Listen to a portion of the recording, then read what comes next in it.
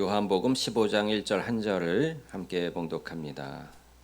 나는 참 포도나무요 내 아버지는 농부라. 아멘. 여러분 요한복음을 많이 읽어보셨죠? 네, 요한복음은 태초에 말씀이 계셨다라는 말씀으로 시작합니다. 또 이 말씀이 하나님과 함께 계셨고 이 말씀이 실은 하나님이시라는 선포로 시작하죠. 이 말씀이 하나님과 함께 계셨다라고 말씀하고 있기 때문에 이 말씀이 하나님은 아니실 것 같은데 요한복음 곧바로 동시에 이 말씀이 곧 하나님이시라고 선포합니다. 요한복음은 예수님께서 이러한 정체성을 가지신 하나님의 아들, 즉 하나님과 구분된 존재이지만 본질적으로 하나님이신 분임을 증언하는 책이에요. 삼위일체라고 들어보셨죠? 삼위일체는 무슨 뜻입니까? 삼위가 있어요. 삼위가 있는데 1위, 2위, 3위가 있어요. 1위는 성부 하나님, 2위는 성자 예수님, 3위는 성령 하나님이십니다. 그런데 각각 구분된 존재이지만 본질적으로 하나님이신 한 분이신 하나님이다라는 것이 삼위일체의 하나님이에요. 성경에 삼위일체라는 말은 나오지 않지만 성경 곳곳에 모든 것을 통틀어서 성부 하나님, 성자 예수님, 성령 하나님이 한 분이시라는 것을 증언하고 있기 때문에 그렇게 교리로서 삼위일체 하나님을 우리가 믿는 것이고 삼위일체 하나님을 믿지 않는 것은 다 이단이라고 우리가 볼 수 있는 것이죠. 그래서 오늘은 이위이신 그 예수님이 본질적으로 하나님이시기 때문에 그 하나님이신 예수님이 어떠한 분이신가 또 우리에게 어떤 의미가 있는 분이신가를 우리가 오늘 말씀을 통해서 나누고자 합니다. 이 요한복음은 우리가 예수께서 하나님의 아들 그리스도이심을 믿게 하기 위해서 그리고 믿고 그 이름을 힘입어서 생명을 얻게 하기 위해서 예수님의 생애 중에서 필요한 내용들을 기록한 책이에요. 어떻게 하기 위해서요? 예수의 이름을 힘입어서 생명을 얻게 하기 위해서. 여러분 예수님의 생명이 여러분 안에 있는 줄 믿습니다. 그런데 더 풍성히 이 생명을 누리고 공급받으면서 사셔야 하는 거예요. 그러기 위해서는 예수님이 어떠한 분이신지를 알고 믿고 의지해야 합니다. 이를 위해서 요한은 7개의 예수님 소개 표현과 7개의 표적을 통해서 예수님이 누구시고 무엇을 하셨는지를 설명하고 있는데요. 요한복음에서 예수님은 자신을 생명의 떡이다 표현하기도 하셨고 세상의 빛이다 하셨고 양의 문이다 하셨고 선한 목자이다 부활이요 생명이요 길이다 또 길이요 진리요 생명이다 참 포도나무다라고 7가지로 자신을 예수님께서 소개하고 계셔요. 예수님이 스스로를 이렇게 우리에게 제시해 주고 있는 자신의 진실에 대한 이 7가지 상징은 너무나도 중요한 말씀이기 때문에 우리가 이 말씀을 실제적으로 우리의 삶에 적용하고 예수님을 영접해야 합니다. 7가지 숫자, 이 7이라는 숫자는 성경에서 어떤 수죠? 네, 그렇죠. 완전수, 완전하다. 예수님은 완전한 분이시라는 거예요. 하나님은 완전하신 분이시죠? 완전한 분이신 예수님이 우리의 필요를 완전히 채워주실 수 있다라는 그러한 의미로 7가지로 제시되고 있는 것입니다. 그런데 이 표현은 단순히 예수님이 떡이시고 빛이시고 목자시다라는 사실을 비유로 설명할 뿐만 아니라 예수님이 어떠한 분이신지 그 본질을 우리에게 알려주는 하나님의 계시의 말씀입니다. 나는 무엇이다라는 성경 원어로는 에고 에이미라고 하는데요. 그런데 뒤에 무엇이다라는 설명이 없이 그저 나는 이다라고 사용될 때도 있어요. 요한복음 8장 58절에 그런 예가 나오는데 예수께서 이르시되 진실로 진실로 너희에게 이르노니 아브라함이 나기 전부터 내가 있느니라 하시니 여기서 내가 있느니라라는 말씀이 곧 에고 에이미 나는 있다 나는 이다라는 어구입니다. 이 어구는요 특별히 하나님께서 모세에게 나타나셔서 자신을 소개할 때 사용하셨던 표현이에요. 놀랍지 않습니까? 출애굽기 3장 14절 말씀에 하나님이 모세에게 이르시되 나는 스스로 있는 자이니라 말씀하셨습니다. 나는 스스로 있는 자이니라 이렇게 번역은 했지만 실제로는 나는 존재다, 나는 이다라는 그러한 말씀이 되는 거예요. 이 표현이 하나님을 가리킨다는 점을 유대인들이 알았을까요? 몰랐을까요? 너무나 잘 알고 있었죠. 너무나 잘 알고 있었기 때문에 그래서 예수님이 자신을 에고 에이미라고 표현을 하자 그게 무슨 말이냐 묻지도 않고 예수님을 죽이려 드는 거예요. 왜요? 신성모독이라는 거예요. 어떻게 사람인 예수가 너는 요셉의 아들 마리아의 아들이 아니냐. 그런데 하나님만이 표현하실 수 있는 에고에이미를 자신을 소개할 때 표현했다는 이유로 예수님을 용납하지 못하고 또 죽이려고 했던 것입니다. 예수님은 유대인들이 알아들을 수 있는 방식으로 예수님 자신이 하나님과 동일한 분이심을 나타내 보이신 것입니다. 엄청난 계시이고 놀라운 이야기일 수밖에 없는 거예요. 왜 예수님께서 하나님과 동일한 분이심이 우리에게 중요한지 오늘 말씀드리고자 합니다. 여러분 마음속에 갈망이 있으시죠? 무엇인가 원하는 게 있으시죠? 그래서 기도하시죠? 그것을 달라고 기도하시죠? 이 마음속의 갈망, 정말 깊은 곳에 여러분들이 원하는 것이 무엇입니까? 아직 결혼을 못한 분은 배우자를 만나서 인생의 반려자를 얻어서 마음의 안정감을 얻고자 하는 그러한 마음도 있을 수 있고요.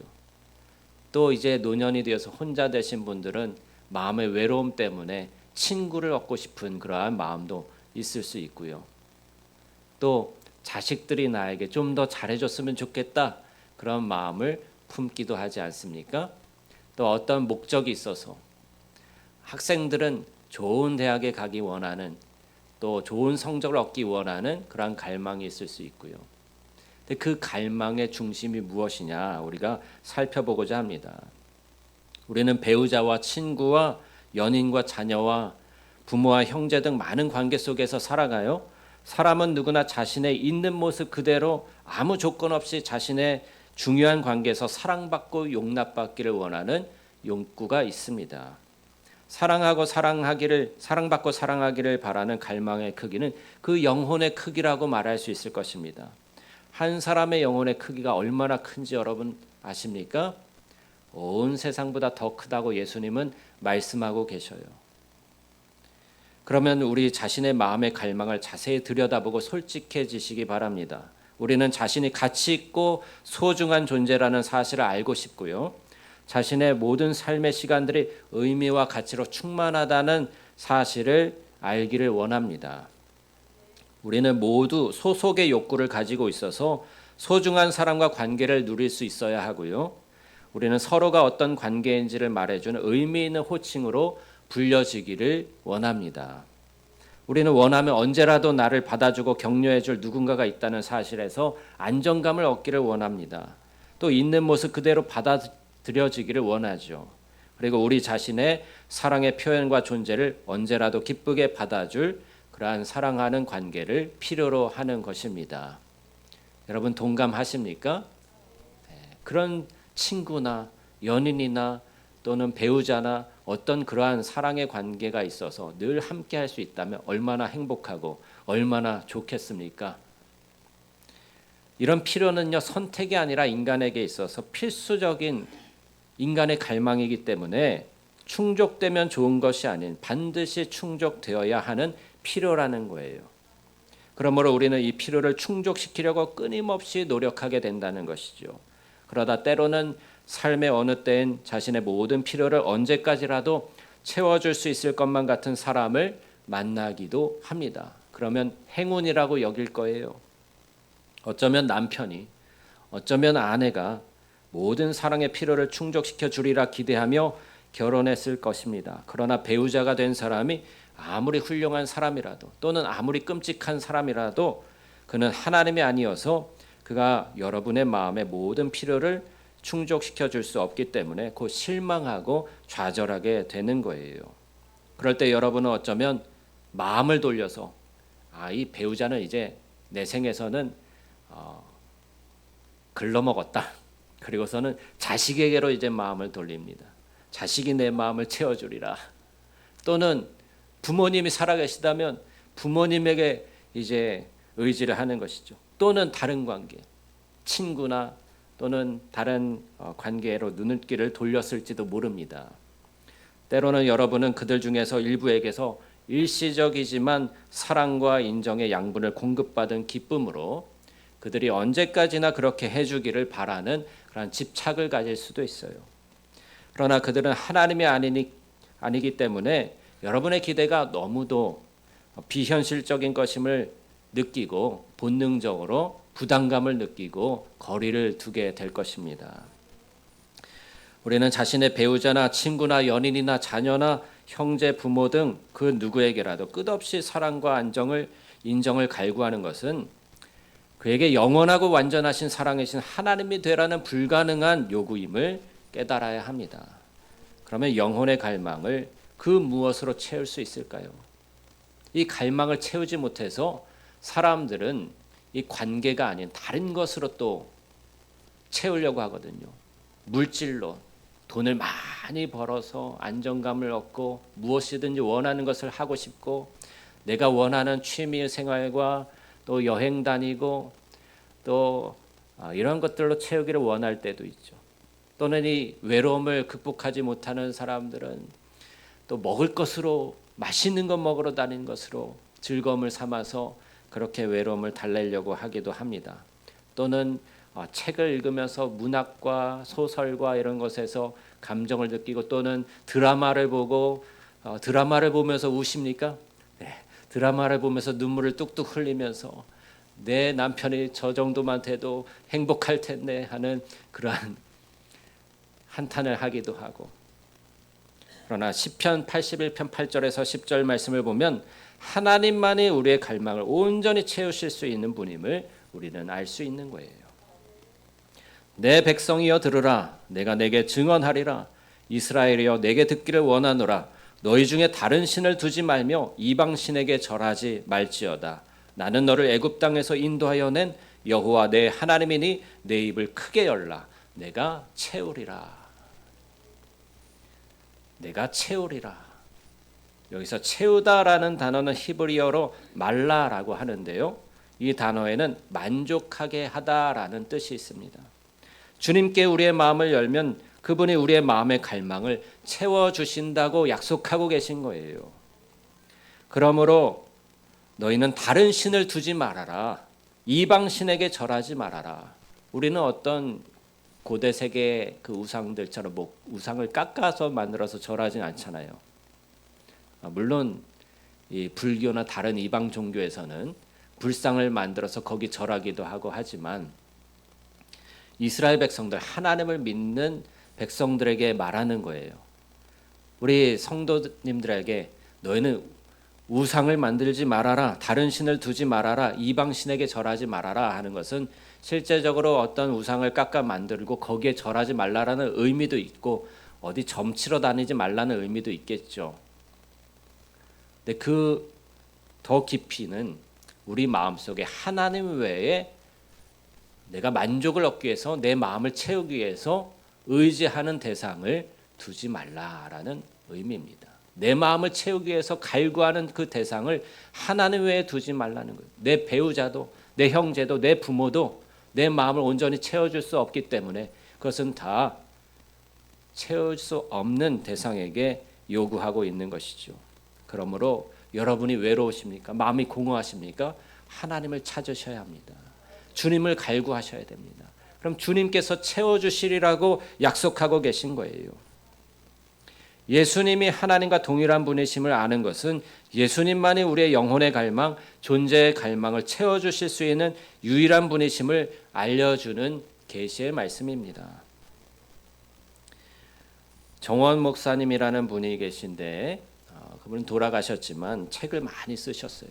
목회를 하시다가 목회를 접고 하나님의 부르심에 따라 저술 활동을 통해서 영성의 책들을 많이 쓰셨습니다. 그분의 책 가운데 그리스도를 갈망하는 삶이란 책이 있는데 거기서 목사님의 가정에 대해서 이렇게 소개를 하더라고요.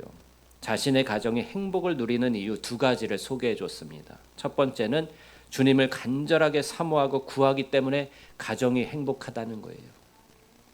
목사님은 자신의 가정의 행복을 위해 기도해 본 적은 없고 다만 주님을 간절히 구했을 뿐이라고 말씀하더라고요. 가정의 행복은 주님이 자신에게 덤으로 주신 것이라고 말씀을 했습니다.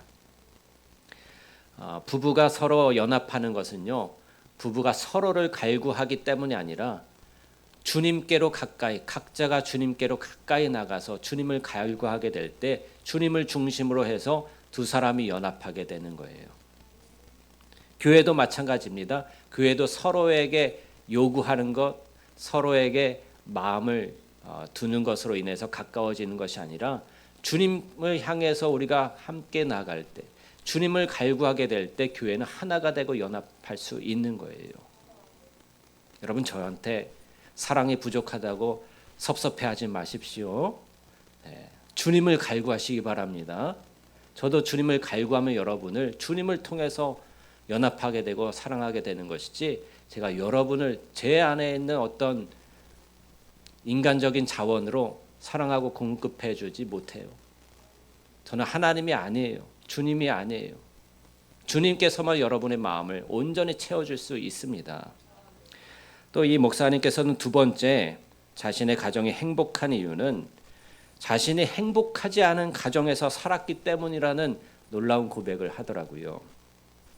이 목사님이 자신의 아버지는 술을 많이 드셨고 늘 술에 취해 싸우는 모습을 보고 자라서 자신은 절대로 술을 마시지 않겠다고 어려서부터 결심을 했답니다. 또 어머니는 아버지한테 늘 폭력을 당하시면서 항상 입에 근심과 원망과 푸념을 달고 사셨대요. 그래서 자신은 만약 결혼을 하면 밝은 여성을 만나야겠다고 마음을 먹고 정말 마음이 밝은 아내를 만나서 행복한 결혼을 하게 되었다고 고백합니다. 또 목사님 자신도 어려서부터 항상 두려움이 있었고 염세적인 성향과 우울함과 어두움과 분노와 폭발적인 증오와 탐닉과 같은 나쁜 증상들이 많이 있었대요. 그럴 수밖에 없었겠죠. 폭력적인 아버지, 술에 취한 아버지, 또 늘 푸념과 불만을 터뜨리는 어머니, 그 가정에서 자랐으니 그럴 수밖에 없었겠죠. 그렇지만 그럴 때에 주님을 간절하게 구하고 그러한 모든 증상들이 다 사라져 버렸다고 고백하더라고요. 그리고서는 행복은 환경에 달려있지 않다고, 행복은 주님과 가까움에 있다고 역설하였습니다. 저는 이분의 책을 읽으면서 많은 공감을 하고 정말 그렇다고 믿게 되었습니다. 우리는 예수님으로만 우리의 존재적 갈망을 체험받을 수가 있어요. 그리고 그렇게 할 때 우리는 끊임없이 사랑을 갈구하는 대신에 다른 이들에게 조건 없는 주님의 사랑을 흘려보내는 존재로 살아갈 수가 있을 것입니다. 누군가에게 자신의 마음을 알아달라는 인정이나 되돌아올 사랑을 바라서가 아니라 내 안에 있는 예수님의 사랑으로 다른 이들이 그들의 존재의 꽃을 피우고 열매를 맺을 수 있도록 그렇게 사랑을 흘려보낼 수 있는 우리의 삶이 되어지기를 원합니다. 그러한 삶으로 우리는 우리 안에 예수님으로부터 흘러나오는 생명샘을 항상 소유하고 있음을 사람들에게 증거할 수 있을 거예요. 그러한 삶을 살고 싶지 않으십니까? 그렇다면 다른 무엇이 아닌 예수님만 갈구하시고 예수님만 구하시길 바라요. 예수님께서 반드시 채워주십니다. 행복은 환경에 있지 않습니다. 오직 주님과의 가까움에 있습니다. 결혼은 새장과 같다고 하죠. 바깥에 있는 새는 안으로 들어가고 싶어하고 안에 있는 새는 바깥으로 나가고 싶어한대요. 어느 쪽도 만족이 없고 다른 사람들을 부러워합니다. 결혼 안 한 사람은 결혼한 사람을 부러워하고 결혼한 사람은 독신으로 사는 사람을 부러워한답니다. 결혼을 하기 전에는 외롭다고 고통스러워하고 결혼을 한 후에는 언제 저 왼수가 죽어서 자유의 몸이 될 것인가 생각한답니다. 누구나 남을 부러워하는 것은 당연한 이치예요. 제가 그렇다는 건 아닙니다. 저는 제 아내와 굉장히 행복한 결혼 생활을 하고 있고 점점 더 행복해지고 있거든요. 하지만 그 어느 쪽이든 주님을 알지 못하는 이들은 행복하지 못한 거예요. 환경이 바뀌고 주위 사람이 바뀌고 상황이 바뀌어도 그 영혼이 주님과 멀리 떨어져 있는 사람은 결코 행복하지 않습니다. 행복을 위해서 교회에서도 얼마나 많은 사역들을 합니까? 치유 사역이 있고 가정 사역이 있고 여러 가지 사역들이 있죠. 하지만 아무리 해도 행복은 오지 않는 거예요.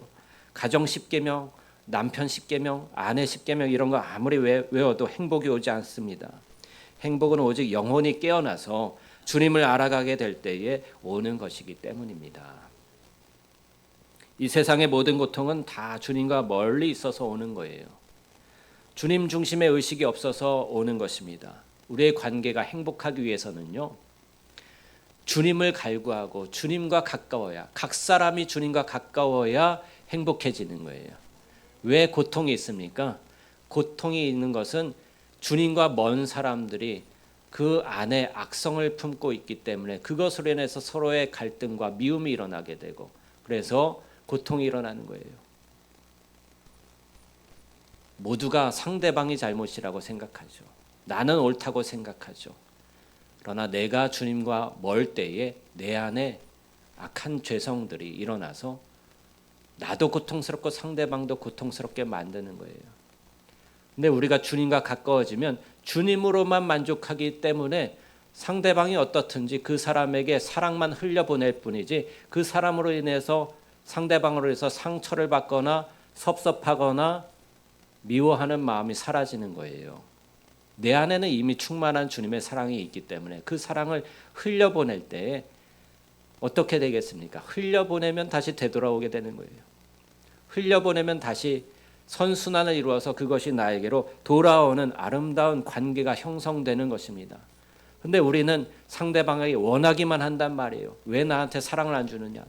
왜 나한테 관심을 안 주느냐? 왜 나를 이렇게 섭섭하게 하느냐? 하면서 원하기만 할 때 상대방은 그렇지 않을까요? 왜 나한테 원하기만 하는 거야? 똑같은 그러한 상대방에게 원하기만 하는 그러한 관계가 될 때는 상처와 미움과 갈등만 일어나게 되는 것이지만, 우리 각 사람이 예수님으로 인해서 그 생명샘을 품게 될 때 계속해서 샘솟는 그 사랑으로 흘려보내게 되면 어둠이 있는 곳은 빛을 비추고 메마른 곳에는 물을 흘려보내고 사랑이 부족한 곳엔 사랑을 흘려보내는 그러한 관계가 되어질 때 우리는 풍성함으로 사랑의 관계를 이루면서 만족을 얻게 되는 것입니다. 많이 기도하지만 자기의 욕망을 위해서 구하는 사람은 천하보다 귀한 주님이 옆에 계셔도 그분을 알아보지 못해요. 그러니 생명수를 가까이 두고도 어둡고 메마른 곳에서 한 모금의 물을 구할 뿐입니다. 진정 구할 것을 구하지 않기 때문입니다. 여러분, 세상에는 홀로 사는 사람도 많고요, 버림받은 사람도 있고 학대당하는 사람도 있고 굶주리는 사람도 있고 많은 어려움들을 겪는 이들이 있지만 그것은 문제가 되어지지 않는 것입니다. 문제는 주님과 먼 것입니다. 어떤 이는 말할 것입니다. 하지만 주님은 사람이 아니잖아요. 육체로 만질 수가 없잖아요. 저는 외롭기 때문에 살이 있고 피가 있는 사람이 필요하다고요. 그러면 이렇게 말씀드릴 수 있습니다. 주님은 살과 피가 있는 사람보다 더 가까우신 분이라고. 주님은 더 선명하신 분이십니다. 영혼의 감각이 죽어서 그렇지 그분이 멀게 느껴지는 것이 문제이지 주님은 피상적인 분이 아닌 거예요. 우리의 마비된 영성이 문제이지 주님은 피상적인 분이 아니에요. 주님은 놀랍고 선명하신 분이십니다. 실제적인 분이십니다. 다만 주를 깊이 갈망하고 사랑하지 않는 이에게 주님은 자신을 드러내지 않으실 뿐인 것입니다. 지금 우리의 문제는 외로움이 아니고 또 혼자이기 때문이 아니고 질병이 아니고 오직 주님이 먼 것입니다. 이것을 깨닫기 전까지 세상에 천국과 행복은 없는 거예요. 우리의 필요는 돈이 아닙니다. 사람이 아닙니다. 오직 주님이십니다. 주님의 실제입니다. 그것만이 모든 것임을 믿으십시오. 지혜가 필요한 사람, 사랑이 그리운 사람, 마음이 상한 사람, 그 모든 이들에게 오직 주님이 필요합니다. 다른 것은 필요하지 않습니다. 주님은 모든 것을 채워주시기 때문이에요. 우리가 주님을 구하고 주님을 소유하게 될 때 주님은 우리의 필요를 채워주셔요. 우리 현실 속에서 필요한 것들을 다 공급해 주셔요. 사람은 사람 안에 더 깊은 갈망을 일으킬 뿐이지만 주님은 진정한 만족과 진정한 충만함으로 우리를 채워주십니다. 주님은 근원이세요. 우리가 저 동북교회 있을 때 얼마나 갈망했습니까? 얼마나 갈구했습니까? 문제를 해결하기를. 그러나 우리는 주님을 구했습니다. 다른 그 무엇이 아니라 하나님을 구하고 하나님을 갈망했죠. 그러자 하나님께서 하나님 자신을 우리에게 주실 뿐만 아니라 모든 문제를 다 해결해 주셨잖아요. 이런 원리인 거예요. 주님을 구하면 내가 다른 것을 구하는 것으로 얻는 그 만족이 아니라 주님 자신으로 인해서 만족함을 주고 끝없는 기쁨을 주시고 그뿐만 아니라 우리의 삶의 문제들도 해결되게 해주신다는 것입니다. 에고 에이미, 나는 이다. 주님은 하나님이라는 거예요. 주님은 우리의 길 모든 것들을 갈망을 채워주시는 하나님이심을 믿고 근원이심을 믿고 주님을 구하는 저와 여러분이 되기를 간절히 원합니다. 함께 기도하겠습니다.